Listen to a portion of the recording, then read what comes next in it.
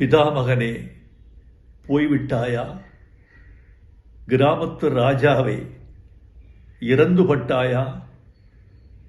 எங்கள் மண் வாசனையில் இன்று சாவு மணக்கிறதா?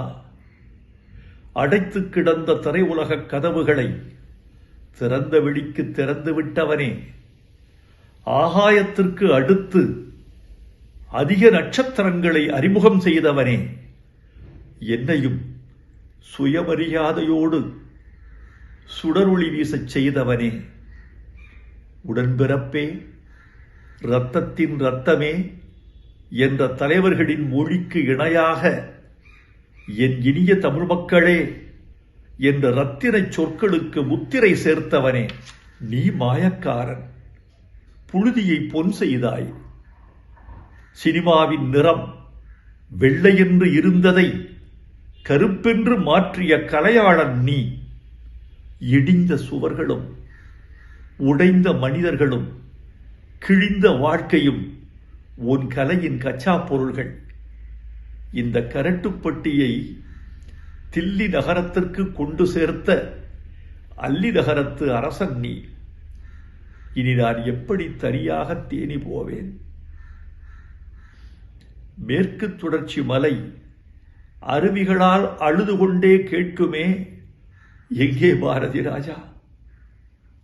கத்தாழங்காட்டு கரிச்சான் கேட்குமே, எங்கே பாரதி ராஜா? கருவேல மரம் கேட்குமே, எங்கே பாரதி ராஜா?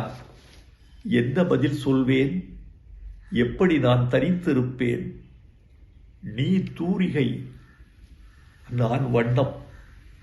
நான் தூரிகை, நீ வண்ணம். தூரிகை இல்லாமல் வண்ணமும், வண்ணமில்லாமல் தூரிகையும் என்னத்துக்காகும்? நீ அறிவாள், நான் கைப்பிடி.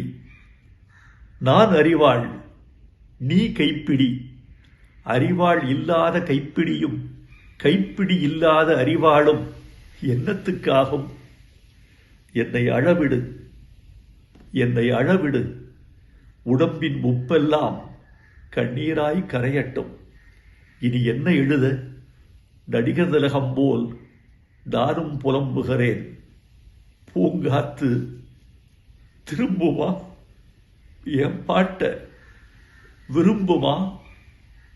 பாராட்ட, மடியில் வச்சு தாராட்ட எனக்கொரு தாய்மடி கிடைக்குமா? முதல் மரியாதை செய்தவனே, உனக்கென் இறுதி மரியாதை.